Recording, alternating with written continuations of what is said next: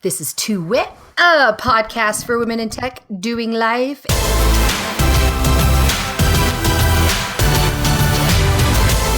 In the last of 2017. Heyo. Heyo. I'm Melinda Smith.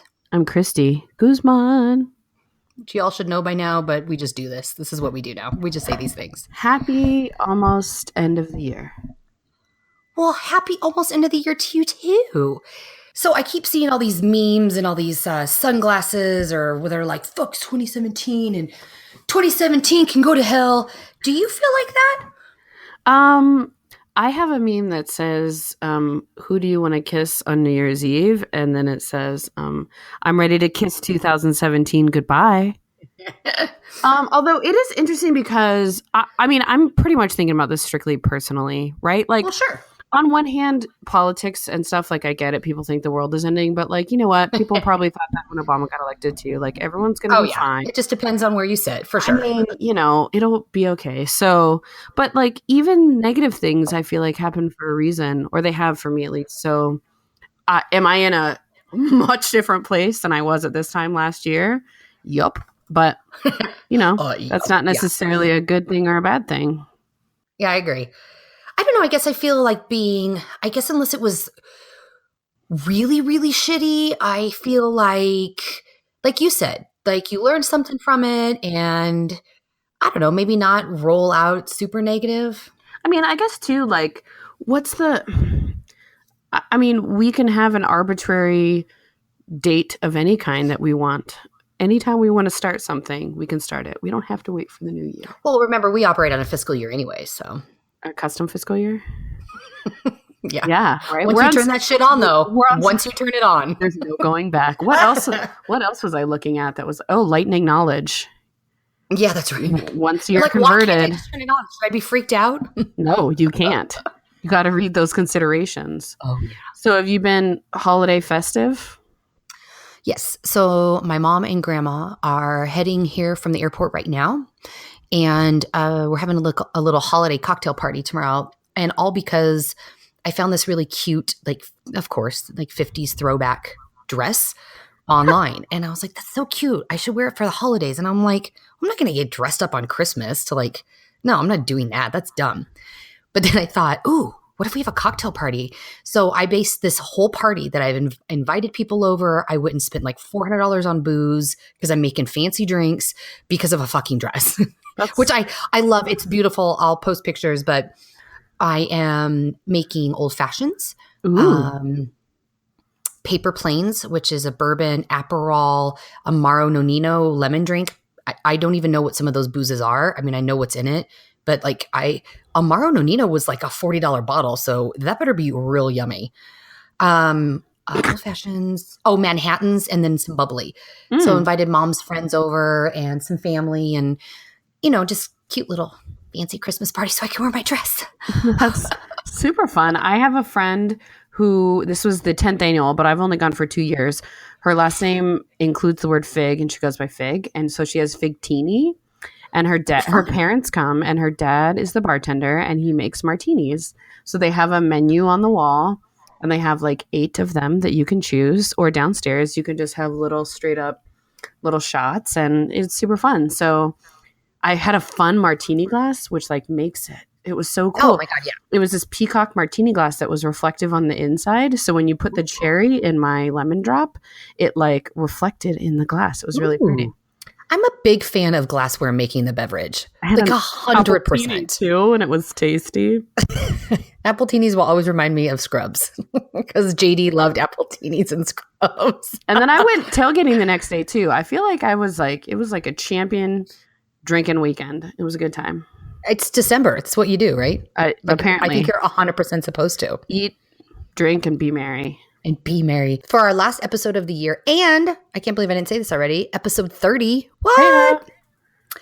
Our third ally, Guillermo Pedroni, is joining us on the podcast, a newly minted MVP, huge female ally in the community. I worked for him before, so I know personally what an ally he can be.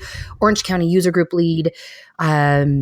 I think I say in the interview that he operates at a different level. I don't know how he gets the things done. He doesn't sleep often. He operates like a hummingbird. So he's fantastic. And I think I'm very excited to talk to him, even though I talk to him all the time. Let's do it. Bring him on.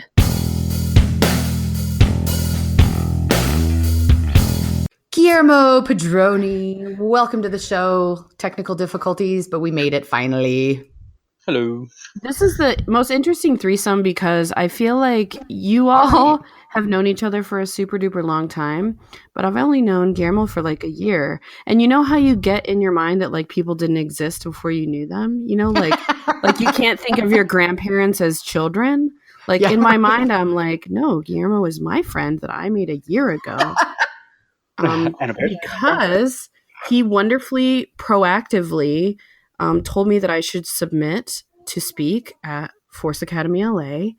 And I did, and he picked me, and I came out, and I got to have In-N-Out Burger, and I got to meet a bunch of new people. So it was super great. So I feel like we want to hear a little bit about your Salesforce history, but in general, would you say, I feel like you're the kind of person that like puts out what you want in the world and then gets it back. You know what I mean? Yes. Like, I want more diversity on my speaking panel. So I'm going to find some people and ask them to speak and see what I get. And then it went great. Yeah. No, so to make things clear, I did not specifically elect you to be there through the vetting process, but I definitely reached out to you and many other women. Like, I didn't pick you, but... No, we voted on it, but I definitely reached out to you and said, hey, I would love to see more women speakers, more women presence at the sessions and talking. And so that's why I reached out to you, Christy, the fabulous Christy Guzman, as well as other people like just different people in the community like Stephanie Hera and other people like Selena, and just asked them, hey, would you be interested in talking about anything really that's really wonderful and magical that you just love about the platform, the ecosystem? And so, yeah. And so, yes, that is true, but I did not handpick you. Okay, I'll take credit then for my submission and actually doing the speaking because I did that part. And that's the first time I did the Lightning Layout Gumshoe. And people liked it, and it was super great. So, yay. But that's about me. Tell me about you. Yes, tell us. I already introduced you before you were here, like who you are, what you do kind of thing. But you are our third ally. So episode number 30. Woo! Welcome. And you are a huge ally in the community. I know you're a huge ally because you were my boss at one point in time. I have a story for that. We'll come back to it. But I would like to know, I know a little bit of your professional history, but I want to know how you got to Salesforce. We want to know. Inquiring minds. Totally an accidental admin story. So long story short, approximately 10 years ago, I was in IT. I've been doing IT for 10, 15 years prior to that, beginning into the Salesforce world. And I was just an Access database administrator that wanted to get the hell out of, can you curse on this podcast? That wanted 100%. Okay. That I just wanted to get out of traditional IT, break fix, networks, blah, blah, blah, phone calls, help desk. Not that there's anything wrong with that career. It's a really wonderful career. Just wasn't for me. But I wanted to get out. And so long story short, a new controller took over my company in that position that I reported to, and he said, do you want to be an admin? Do you want to be a Salesforce? I'm sorry. Do you want to be a database person or an IT guy? Long story short, that's how I got into the pricing analyst world, which was cool. And then best friend died. They didn't use the word admin? No, so this has nothing to do with the Salesforce piece. This leads me up to the Salesforce piece. I basically, my best friend died around that same time period, and then I met my now wife. And from there, I decided I am going to quit my job. And so I put in my resignation. I was going to go to California, and I was going to work at Walmart and be a greeter and figure out, hey, I'm smart. I have some experience. I can go get a job in Walmart and figure out what to do in California. So long story short, the week that I resigned from my company, I got a call from a recruiter saying, hey, you know databases, you have IT background. There's a system called Salesforce, and this company thinks you're a great fit. So they flew me out, did 3 interviews. Long story short, Flew you out to California from Chicago? California from Chicago, yeah. And that's how I became a Salesforce admin. Can I just say how much I love you, that I know you're in the right place with us, because you said long story short like 3 times during your story, which is fabulous. I'm trying to accelerate it every time I say it, so it just reminds me, hurry up. And you met your lovely wife in Chicago before you guys moved to California?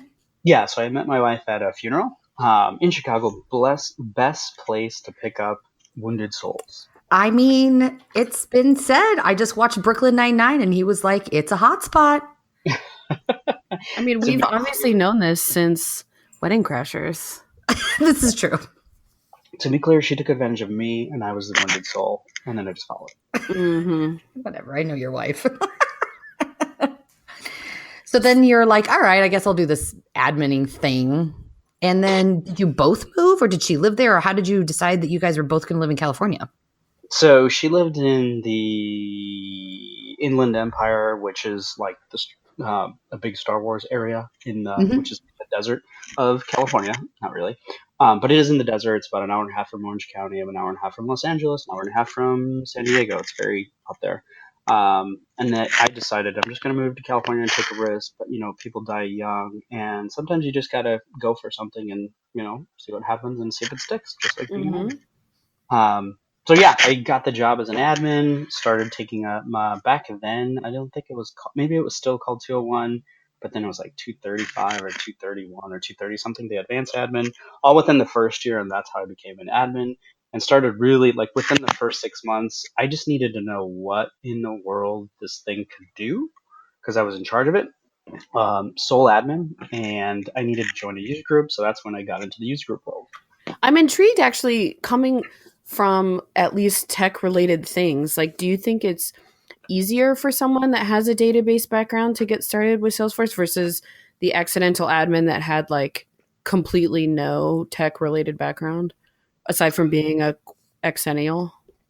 So I think it's easier if you do have an IT background, but I've trained people that had zero IT skill sets. I've trained automotive managers. I've trained marketing, communications majors, and these people had zero tech experience or really weren't really into computers. And within easily 12 months, they could learn Salesforce. And that's why Salesforce is amazing, because all you need is a drive, the grit, and the tenacity, and the desire to keep doing it and trying it. And then just like repetition, it just becomes easier. So it's anybody just can really approachable. It is. It doesn't very make it so hard. Like, oh, you want to learn this piece of cloud-based software? Great. Do you know how to read this code? Wait, what? No, that's the next step. I'm not ready for that. Yeah, I think it makes it very approachable. Yeah, the barrier to entry is pretty low, I feel. As long as somebody gives you the opportunity, almost anybody could be an admin if they really try and really wanted to do it. Well, and I think it depends on what I think is interesting about the accidental admin kind of perspective is I wouldn't have known that that's how my brain worked, I guess, in terms of like problem solving. And, I like to joke that my degree in hospitality management is a degree in being nice to people, but how that translates to taking requirements, right? And talking about what people want to do and asking those questions and, telling people their way is stupid. No, I'm just kidding. But, so you mentioned to their face, though. Training people. So, sorry, go ahead. No, so I think that's where IT traditionalists start to fall apart, and that's where business-oriented people start to outperform IT people, because a lot of and this is totally generalizing, a lot of your traditional IT people they do the job because they want to tinker and fiddle with technology and not deal with the people as much. So it's really, I think they have a slightly different, harder time understanding business process and really asking the right questions because they want to be more technical. Solutioning too soon? Possibly, yeah. Or not wanting to ask more questions because humans. I say that. I don't actually mean it. I like people. just been on calls all this week. So, I mean. So you mentioned, that you were specifically looking for women speakers to submit. Have you always kind of, whether even before Salesforce or with the Salesforce, been an ally and been kind of focused on bringing women up in those types of roles? Yeah. So it really accelerated for me once I had daughters, and that really kind of opened my eyes to say, whoa, I really need to do something because hopefully I have. It's all about giving back in the end, and I believe there's some aspect of karma that's real, whether religiously you believe it or not. Good causes good, bad causes bad, conflict causes conflict. So long story short, if I could do my piece, hopefully I've added enough karma points to the pile that my daughters have good luck in the future and, the next 20 years when they get older. But yeah, pretty much my first hire in my last company, which was a tech company, my first hire was a woman. She was amazing. She was great. She left me. Thank you. Oh, no. Oh, and then there was. I'm sorry, other people? Yes, I mean, there come was on. you were amazing, and you also did leave me. So let's not go there and put salt on the wound. But yeah, so my whole thing was, give back, include women. And as I started hearing about the girly geeks, which was pre-wit era, Mm-hmm. I really liked that. And I really wanted to help more people, especially I'm a minority. I'm actually Mexican Italian by descent, more Mexican than Italian, but I do have an Italian last name, so most people think I'm Italian. But when they see me, they're like, "Whoa, you're Mexican." Or a beer. Is that Yeah, that's a word. that's Peroni, right? With no D or no? A beer, yeah, Peroni without the D. Yeah, so it could be a beer too. So anyway, yeah, so I made it a point to kind of reach out because all the candidates that I had were pretty much male, like 99.99% of them were male. And I wanted to kind of get, and I had hired males before I actually hired you, Melinda, and a couple other people.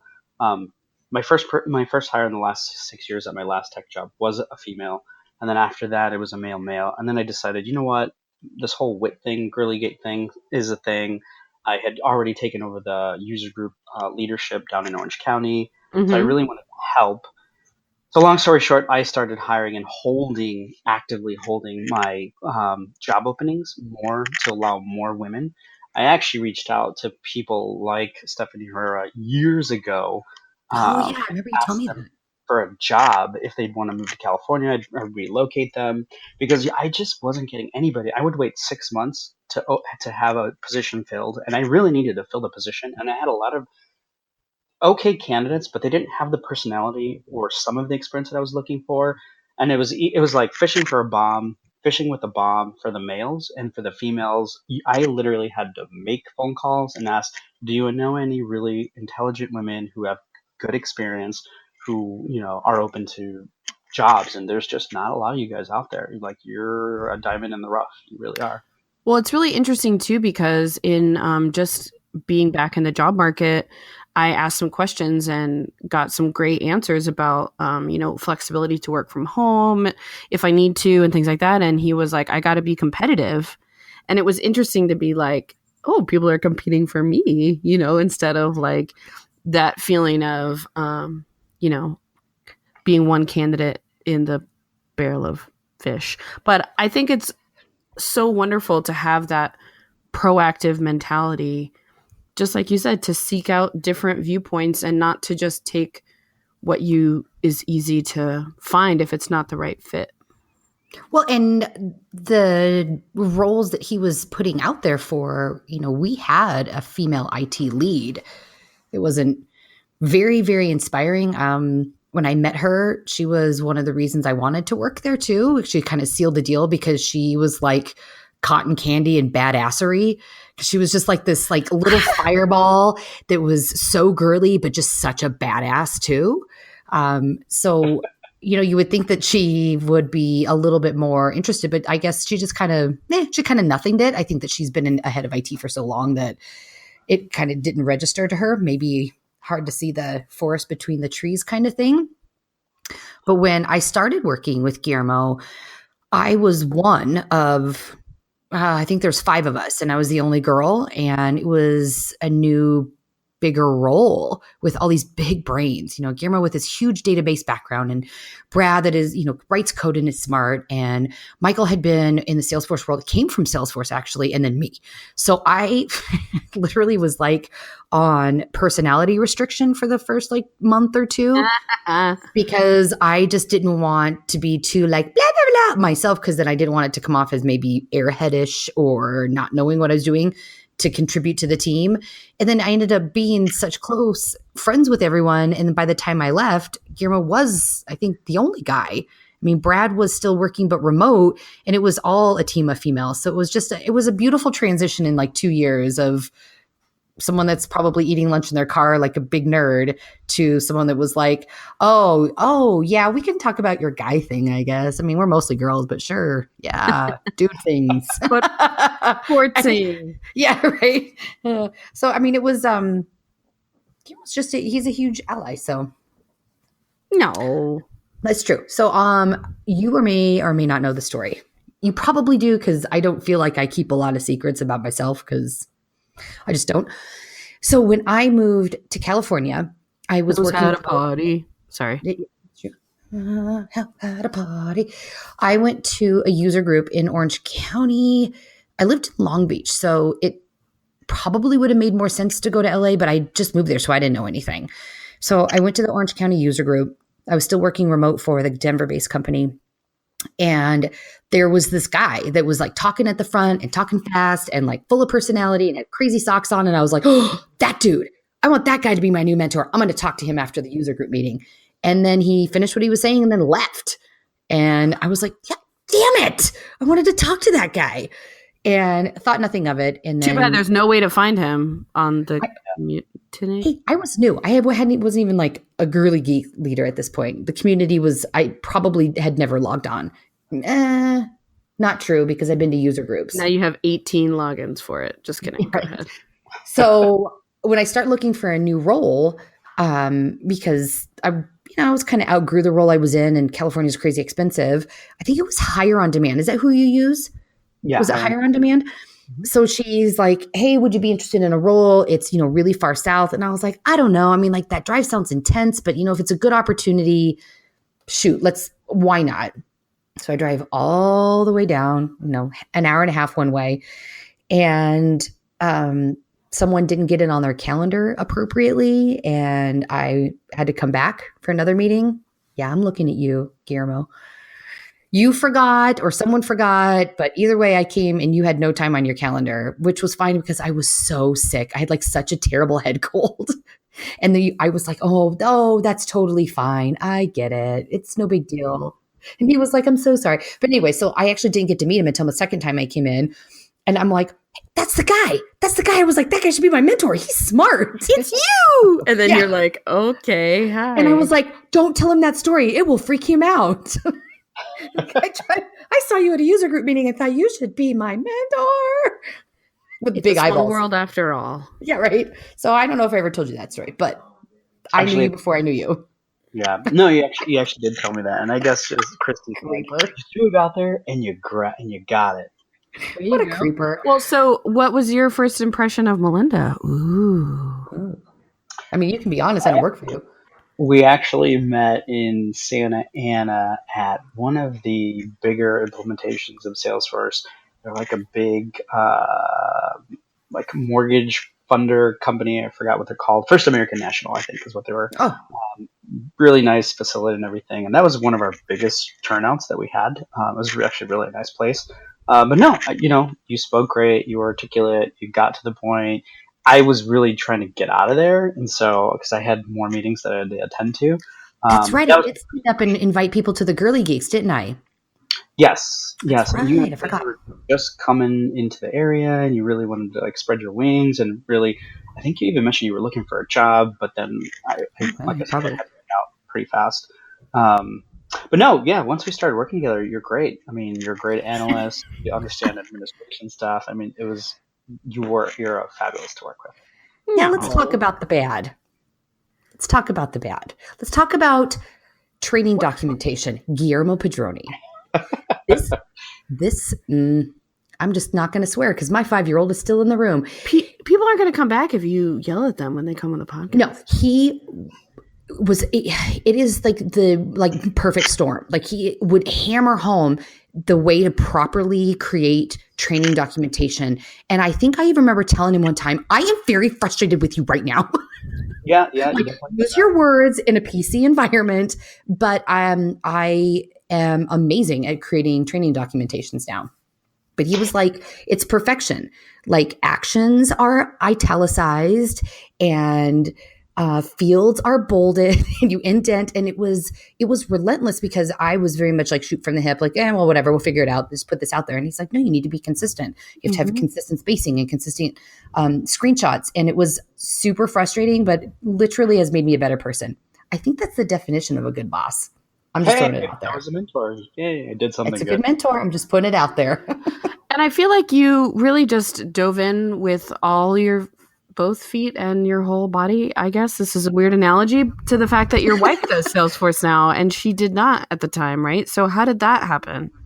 Yeah, so my wife, Gabriella Pedroni, she actually runs the Orange County Women in Technology. She's been running it for, I think, I don't know, maybe a year or something like that. Nearly a year in February. Since the end of Melinda. She's been, since the end. That sounded wrong. This is the end. So I've been teaching her for the last 2.5 years. We've done a couple nonprofit implementations, and we've stood up some orgs, and we're supporting. As one does. Yeah. In your spare time. Yes, Yeah. anytime with 5 kids and all that fun stuff. So the whole mission there is she wants to get back into the career space. She's been in real estate. She's been a nurse. She's had a couple odd jobs too. But she's really been focused around taking care of our children. It just happened that way. I've always told her, I will gladly step down and let you take over the reins. I'll be Mr. Dad. That'd be awesome. So it just happened that, she decided to take a break from her career over the last 10 years. And long story short, again, I've just been training her, coaching her, showing her how to use Salesforce the ways of the force.com. She's actually, she's gotten really used to it. She's acclimated, and now she's running a group, showing other people.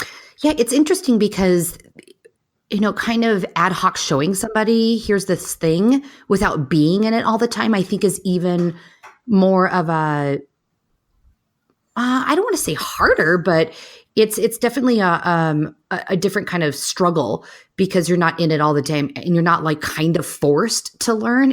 You really have to be motivated and to teach yourself because it's not like your job. Like, yeah, if I get to it, I get to it. But she was always very motivated to learn. And you're a really good teacher. You're more patient than your students sometimes. But so you taught Gabby, and then you brought on women onto your team that didn't know a lot, which is, that's a risk. It's a risk to be like, I need some serious, dedicated people on my team. And, maybe I'll take someone that doesn't have much experience and teach. Because that's what allies do. Yeah, so I did that with 2 resources that had limited experience. Actually, I've done it with 3 women resources and 1 male resource where they have some background of business or basic administration. But the org that we were in was highly complex, lots of triggers, hundreds of workflows, dozens of custom objects and applications running all at the same time. But it's just really about coaching, checking in, and just giving people the opportunity to make some mistakes in a sandbox. And really just right. So do you have advice for other male allies on, guiding and leading, teaching in general, but even on how maybe looking at that resume that's like, she has 2 years less experience, but I've met her and she'd be a great, like, how could you guide the men that do listen on how to identify that and not maybe, poo-poo it off? And or just mansplain. Yeah, so I don't know. That's a tough call. I'm probably a different kind of man in some perspectives. I don't like sports. I don't watch sports. I find them boring. I'm more into tech and discovery and science and all that stuff, and I'm definitely a nerd. But anyway, So I've met highly decorated, fully certified, 5, 6, 7 certifications over the last 10 years in hiring admins and developers. That doesn't tell me you know how to do anything. That doesn't tell me you can have a conversation. That doesn't tell me you understand a process. That just tells me you've studied, you've been able to achieve technical capabilities, but that doesn't mean you're going to be an awesome admin per se. Mm-hmm. Mm-hmm. Uh, for me, it's a combination of personality. Can you carry on a conversation? Are we going to be able to work with each other well? Can we build a relationship, a technical relationship, and a good, you know, coworker relationship? But then also, do you have the passion or the desire to learn? And a lot of times, I don't really know what to tell you from, yes, pull these two levers, you get this. And that you kind of get a little bit on the resume, but anybody can lie on a resume. Anybody can just splat stuff all over a resume and put on workflows, field updates, blah, blah, blah, blah, certifications. For me, it's part of it's about just taking that time to talk for that 1 hour and that 30-minute pre-screen. Um, can we just keep communicating and can we hit it off well? But then also drilling in and giving that person a test and say, can you do this? Because my interview process is very focused around progressively go from super easy to progressively really hard to hopefully I can stumble you. And I'm not looking for you to achieve 1 through 10. I'm really looking to see when you stumble, because you will stumble, how are you handling the situation and how are you evaluating the person who's trying to propose a use case to you? And if you can compensate, that's great. Well, what I think is interesting is I feel like we get locked into this admin moniker. And I've heard you say, like, Melinda's a great business analyst, right? And I know your titles are more like solution architect. And I feel like, as the accidental admin, sort of not know what I'm talking about from the beginning perspective, I feel like that seems hard or different or whatever. But really, the business analyst just means, like you say, that you can have those conversations and as well with the technical skill. So I wonder if it's almost like the title even and how that. It's great that you put out this like test, because I remember taking the test and I did get to a point where I'm like, I think your IT team had asked me some questions. I don't know, some other system questions. I can't remember his name, Mike maybe. And I was like, I have no idea what you're talking about, like, at all. I can figure it out and I will do my best, but I have no idea what you're even asking me here. But you're right, though, that well, and it's nice that it wasn't like, haha, see, I got you. This is your stumbling block. It was more of an aptitude of, where do you know stuff? Where don't you? And how do you deal with it? And I think that that's a good test to put out there for any potential candidate and potential partner in business, or someone you might run a user group with. Like, it's not about like, do you know 14 things? How many freaking certs do you have? It's like, how do you stumble and come back? Or how do you turn around and say, yeah, I don't know that. I'm not even going to try and pretend to know. But you may know where to go, right? I mean, that's half none of us, especially with how often things change. Even if you did know something that might have been 2 releases ago and now you're wrong. So yeah, what I usually look for also is, can you use your other brain called Google? And there are a lot of people don't even mention that. I am going to tell you, when I don't know something, I will look into that. I will evaluate it and let me get back to you. And what I'm looking for is honesty in the interview to say, I do not know everything and I will go figure it out. And that's what you said, right? I don't know everything, but I'm passionate. You can tell every time you talk to Melinda, anybody that's met Melinda, even outside of the podcast, she's extremely emotional and very engaging and like passionate. So you will see that right. This man here is the first time I was experienced or exposed to, let me Google that for you. I probably got whiplash or maybe deep motion sickness from the amount of eye roll when I was sitting at my desk and I asked him something and I got the link back. It was like, let me go this. And I was like, oh my God, this guy right here. And then, of course, I laughed because I'm like, yeah. And then you did it to someone else. Oh, hell yeah. I do it to everybody now. Pass it on. Pay it forward.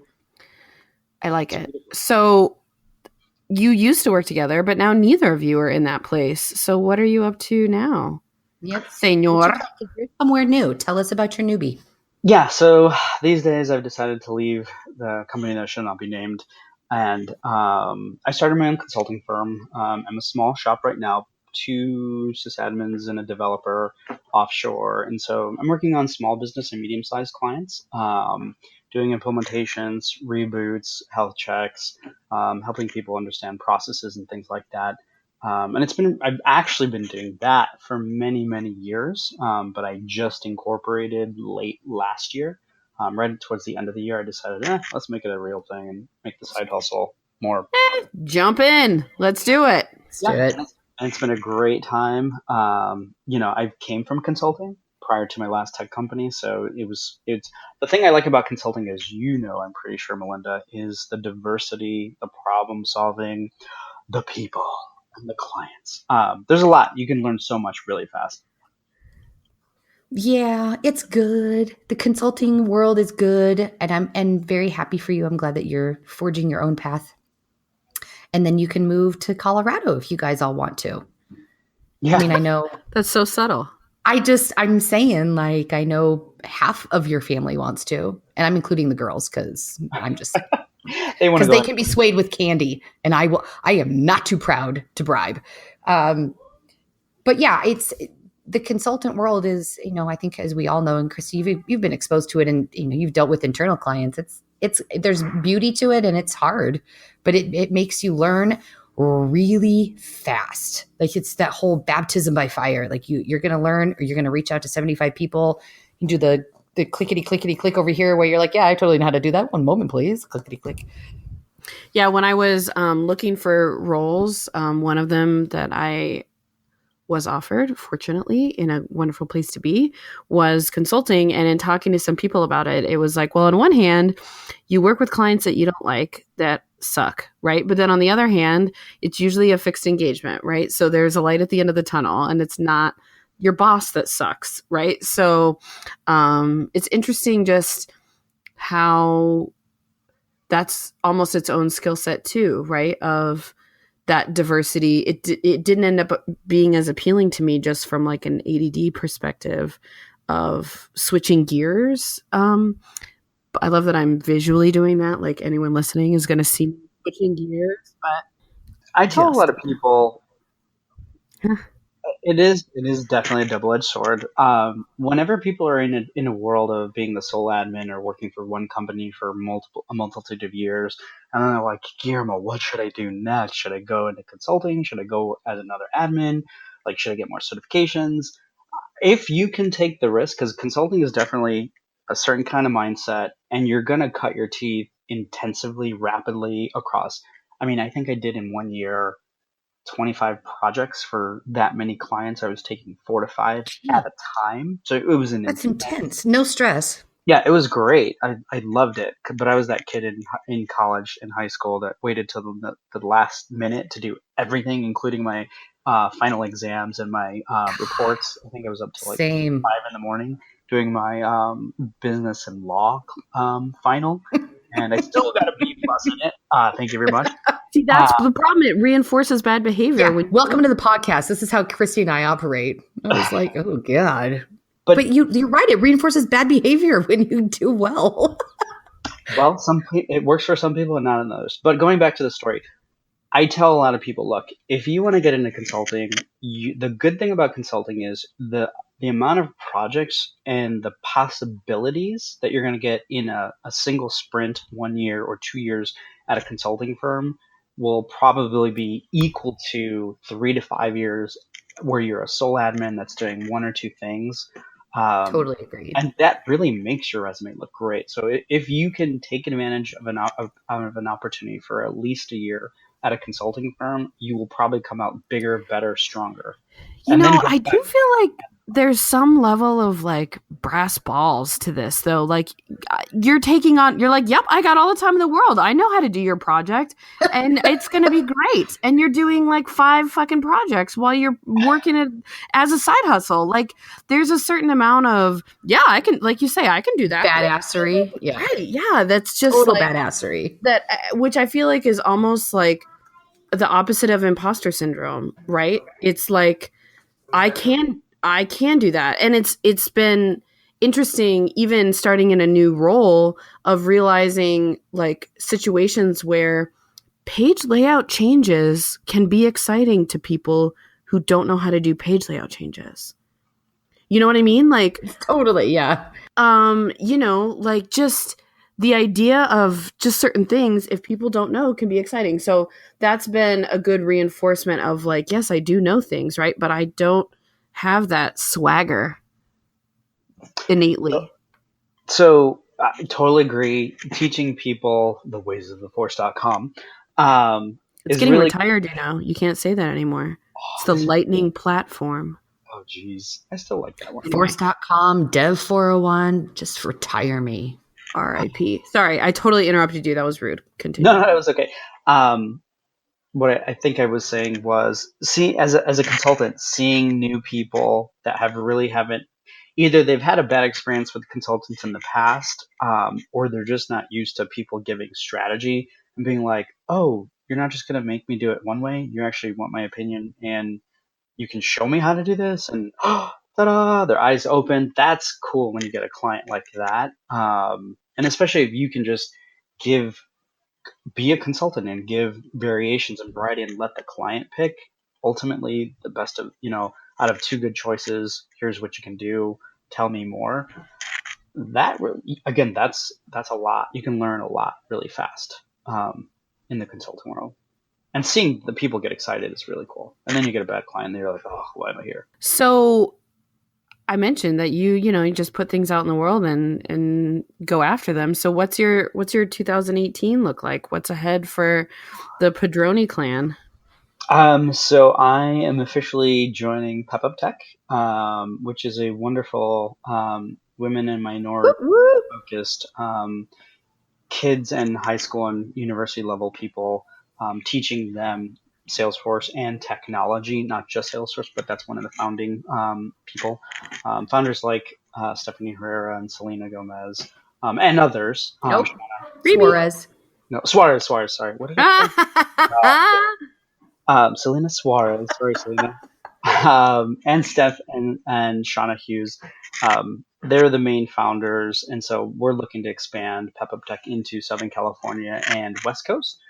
So I am going to help them put on different events. We are going to be at Tahoe Dreaming, more than likely. Yay. We will definitely be at Force Academy Los Angeles, which next Yay! year. When is that? Don't quote me on the dates. You'll have to check out Force Academy Los Angeles. Literally recording you. ForceAcademyLA.com. It's in May, for sure. In May, I think it's the week of okay. 7th. Yeah, it's that week. And it's on a Monday. I'll have to double check. We just locked in the dates, so we're going to do the call for speakers. Going to do the call for sponsors here, literally right as I come back from vacation from Mexico. So rapidly, and then we'll be reaching out also to lots of people. If I don't get a lot of women in minorities, I will also be reaching out to them. And like every other GMIN event, we definitely have a vetting process. We score them a blind score, and then whoever comes up on top, and that's what we select. But I am really hoping to have a lot of women, at least a 50% ratio of women to men, and then minorities as well. So fingers crossed, people are available and willing to come out and speak. So that's Force Academy. That's Tahoe Dreaming. Tahoe Dreaming is coming in January. So if you guys haven't gone there, check out TahoeDreaming.com. And then expanding, like I said, Pep Up Tech, expanding. I'm actually doing also a nonprofit build out for my local school. So last year's Dreamforce, not this year's Dreamforce, I was at a fireside chat at the end of Dreamforce with Mark Benioff, and I believe some of you guys were there. Oh, they didn't do it this year, and I was just sad. No, they didn't do it this year. I was sad. They definitely didn't do it this year. But last year, at the very end, Mark Benioff said, I ask each and every one of you in this room to go talk to your local schools, give back, and just ask them, what are the top 10 things that you need help with? Where are your deficiencies? Where do you need help? And I took that to heart. I think Stu took it to heart too. He really did. He totally did. But I also took it to heart. I went to my principal within 2-3 weeks, it took me 6 months to get on his calendar because he would just not give me the light of day. But when I finally started talking to him, he did give me his 10 things. They needed computers, they needed money, and all this other stuff. And I told him, look, I can help you build some of these processes, automate it, because they're still doing a lot of stuff just like every other corporation out there in the United States and the world. They still use spreadsheets. They still use email. They're still using Word documents to track stuff in really crappy databases. And so we're doing behavioral management tracking tool which is basically their punishment and reward system for the students across the campus. It's an elementary school and middle school. And then I'm also evaluating a library book, classroom library management application, and then also looking at student progress. I've actually done student progress for another nonprofit years ago out in Africa. That was also because one of my missions at Dreamforce is to find three nonprofits and donate 20 to 30 hours a week because I need something else to do on my side. Yeah, do you sleep? Yeah, you don't have enough actually? to do. No, he's like a hummingbird. He has 5 kids. Yes, and I have it for children, is also another full-time job. But I usually don't go to sleep until about 12 o'clock or 1 o'clock because I just can't fall asleep. That's amazing. I would love to only need like 4 hours sleep. Well, yeah. I'll make up for it on the weekend sometimes, but yeah. Well, you and I can talk too about, because I wanted to do a Pep Up Tech here too, and I talked to Selena a little bit about it, but I finished up doing a internship with one of their students in New York, actually. So it went really well, and I loved being a part of it. Yeah. I was just going to say, I'm excited. The class that I'm teaching through Minorities in Tech. So similar gist, except I think the Pep Up Tech piece, at least some of the cities kind of started from like a 1 or 2 day kind of exposure.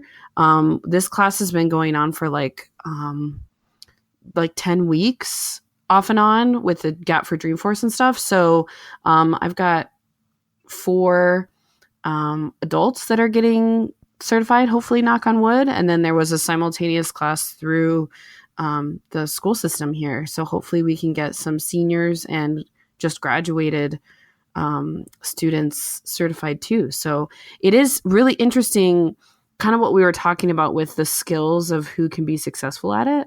It was a pilot, and I think the next time we will need to do a little more of that kind of skills based. Are you a problem solver? Are you because I think it's easy to be like, oh, you can get these jobs, but it's not like I'm going to teach you to build a chair and then you're going to build a chair every day, right? Like it's a lot more varied. So it's interesting to start from scratch where people have no idea about Salesforce. And here I am like, oh, you can do this and you can do this and you can do this and you can do this. Yeah. And they're like, wait, what's an object? And you're like, whoa. Let me draw it out. Throttle back. Yes, I get excited. I do it's too. A true fact. Who's that program through? So there's some people here who started a nonprofit called Minorities in Tech. And so they're partnering with the Charlotte Housing Authority. That's who I was teaching with. And then Charmex Schools is piloting a program to then see if they actually like turn it into coursework. Yeah, it's a shout out to Joy Walker, who is an awesome. She's also a consultant. She works more in the higher ed space, and she's in the user group, and she taught the students, and I taught the adults. So it's been an interesting adventure. And now we just both finished. So now we need to get them their vouchers and see if now that there's an official practice test, which I don't know if everybody knew. In WebAssessor, like there's an official certified admin practice test for $20.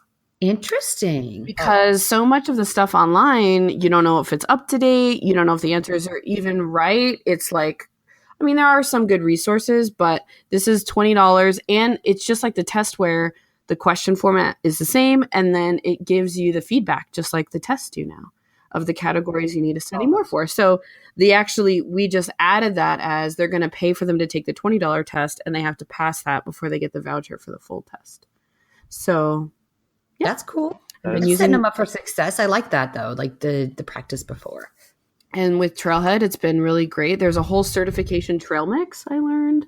So yeah, definitely a lot of good ways for them to the goal was to learn some stuff in class and then reinforce it with the trailhead badges. So, yeah. So when are you going to start teaching your girls, Guillermo? Yeah, so that was literally how I got into the Pep Up Tech space and started talking to the team about, hey, how can I help?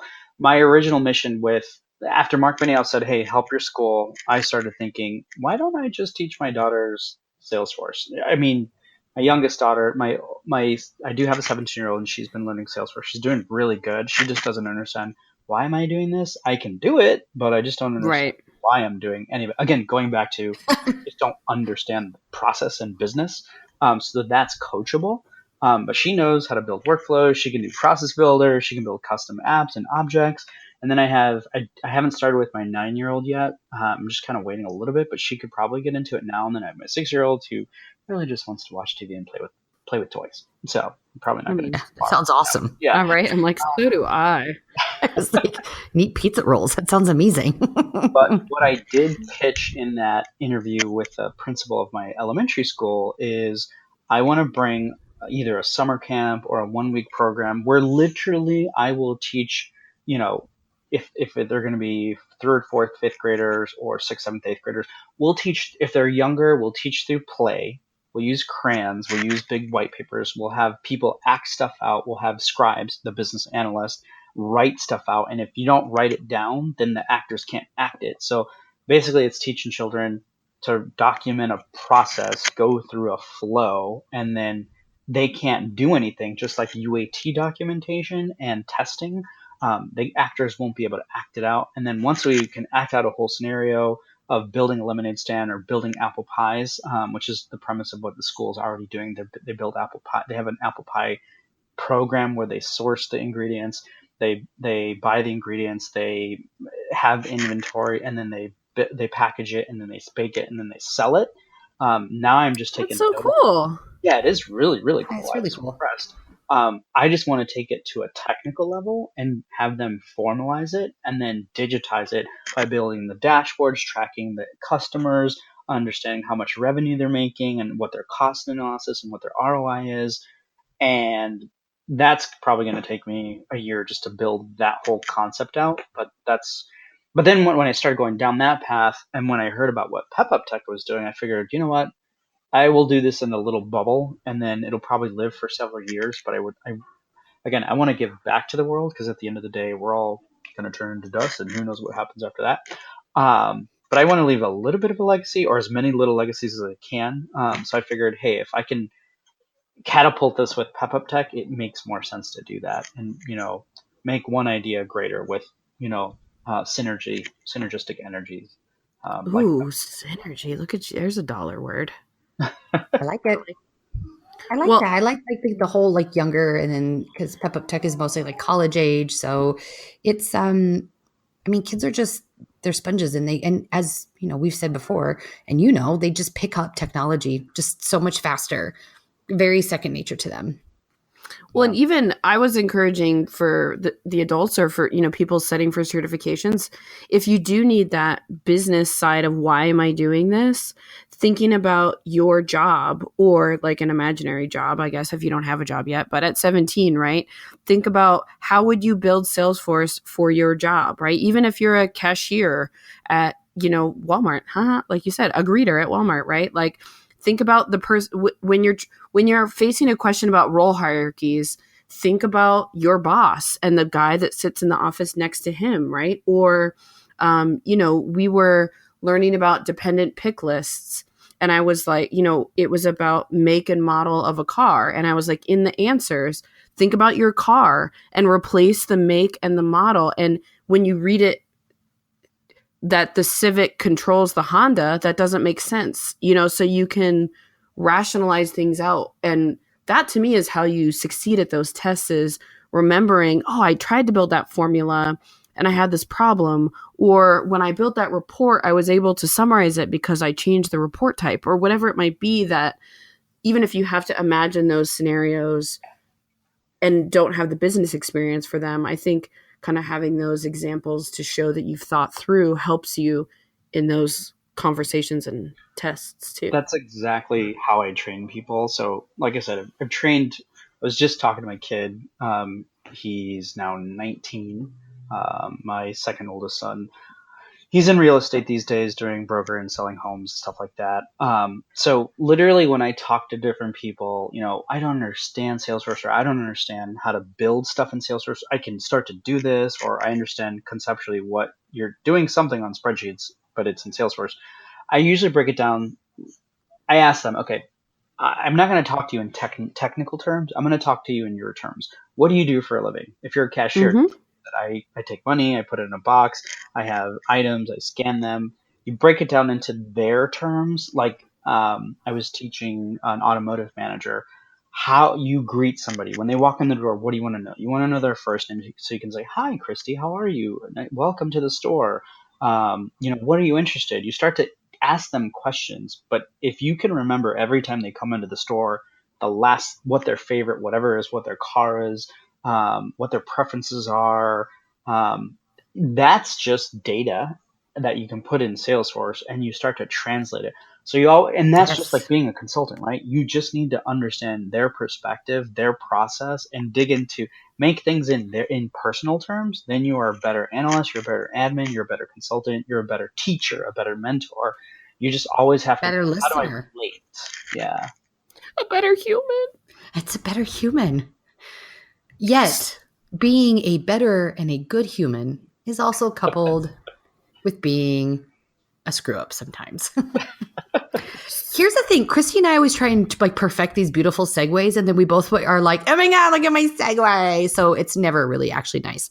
Because I just wanted to say, you do sound pretty perfect. And then I have to call it out. No, because it's just bullshit. But you have to know that I'm leading up to the 2-wit question of all time at the end. Of all time. Tell us, what is your biggest Salesforce screw up? Go. Okay. Years ago, in a galaxy far, far away, not to be confused with Force.com, it was in an org. I think there was like 500 users, and I think it was in a sandbox, in a full sandbox, where everything was turned on, and the deliverability, and whatever last update we did, it was left on, and we did a bulk update on opportunities. Yes, and it was the leadership one notification.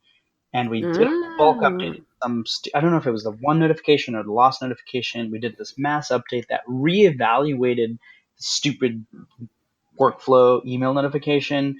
And I'm pretty sure it was like 5,000 emails went out in that bulk. And we're like, oh, man. To everyone at once in the company? Oh, the leadership. And out? So basically all the important just the leadership. Just the leadership. Yeah. Not a big deal. What is this sandbox that's making me so much money? And you get a car, and you get an opportunity, and you get an That's amazing. I wonder who forgot to change that setting about just system emails only. Yeah, I know. That's why. That's a setting? I'm just kidding. That's why it's a default now. I bet you. That's why they heard enough horror stories that they just changed the default. Yeah. This is true. You're not supposed to be afraid of the sandbox. No, you have to love the sandbox. Only live in the sandbox. Guillermo Pedroni, thank you very much for being our third ally on our 30th episode of the 2-Bit Podcast. It was fun. And thank you for being a continual ally and just overall good fucking human, really. Hey, seriously, you're a good human. Thanks for being the damn best guy. Yeah. You're good at a lot of things. And I don't think it's a surprise that I'm friends with your wife. And I know that you are a good husband too. So you're a good human. All of the above. You're a good egg. Have fun in Mexico. Thanks. Break a leg on the continuous podcasting. Good job, ladies. I think I've done 20 of the 30-ish so far. I'm still catching up. You need to catch up because 30's amazing. I heard.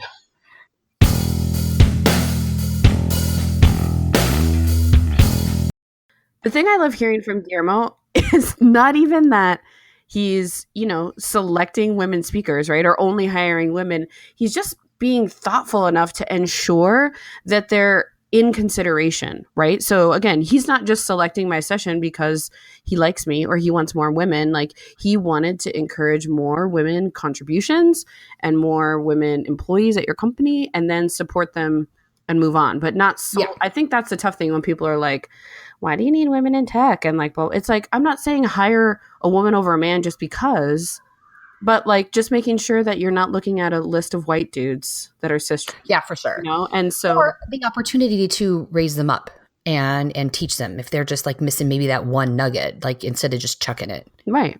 So I mean, I hope everyone knew Guillermo was wonderful, but if you didn't know him, then you should stalk him on all the social media.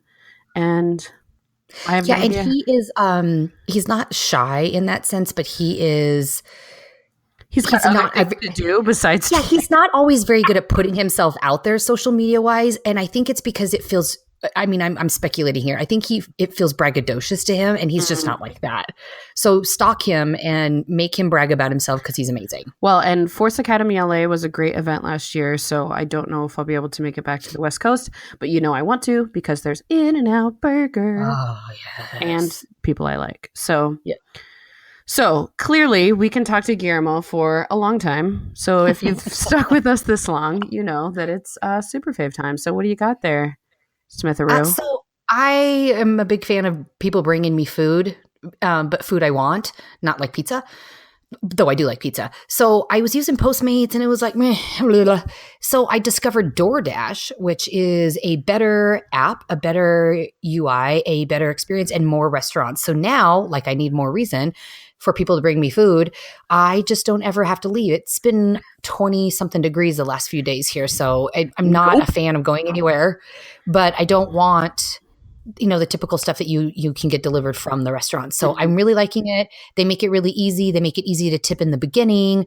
Cause I feel like if you forget with Postmates, it will like time out. I could be wrong. Time out at some point and then they don't get their tip. And I mean, I don't want that. So it does it in the beginning. And they're quick and they're easy. And then I had an issue yesterday or day before, whenever I used it, because the reason I picked this one place, it was like 30 minutes. And then by the time the order went through, it said 55. So they have a chat bot through the app. Yeah. And I was like, what the heck? And they're like, we're on it. And it came within 22. So that's awesome. I know, amazing. Well, I've noticed a lot more places recently have signs that they now do delivery, quote unquote, with Uber Eats, but I haven't tried that. Yeah. In general, I go outside because it's not 20 degrees. Yeah. Speaking of And you're tailgating, which I talked about earlier, making it to day 2 of drinking. Fun holiday beverage, much easier than whatever you just said, which included like 15 ingredients. so good. Caramel cider. No, lies. Caramel vodka and apple cider. What brand? Is it like a brand thing, or can you just get any kind of caramel? I mean, I think it seen was like a vodka. Smirnoff one that my friend had, but yeah, it was tasty. Cider, hot cider? No, cold like apple cider. You can use hot cider too. You can just any kind of caramel vodka and any kind of cider you want. We just had like you just opened up my mind. Right, and it's only 2 ingredients, and it's tasty-rific, and it tastes like fall. So there you go. Although I just had a honeysuckle vodka cocktail, which was really tasty too. So I mean, it's not like What's a honeysuckle? Is it like honey? Is it like a comb? I mean, I say this because you know what? I'm not afraid to let our listeners know that without Googling, I'm not sure. Oh, is it a plant? It's a plant. I feel like it's a flower. I feel like it's a flower. Oh, but in my mind, it's sweet. But the beverage was tasty. So I also am learning to put cucumber vodka in Bloody Marys. So really, basically, just vodka is my favorite. And no one needs to send me in the summer. No one needs to send me to meetings or anything. Like this is not as much of a problem as it sounds like. Why would you go to meetings? You clearly know what you're doing. It's not like you need help. Not a quitter. Okay. Oh, friend. Well, I obviously love you. A great year. It's been an amazing year. It's been a year. Let's leave it at that. And we'll be back next year. So that's maybe all we can ask for. Happy New Year, friends. Adios. Stay witty.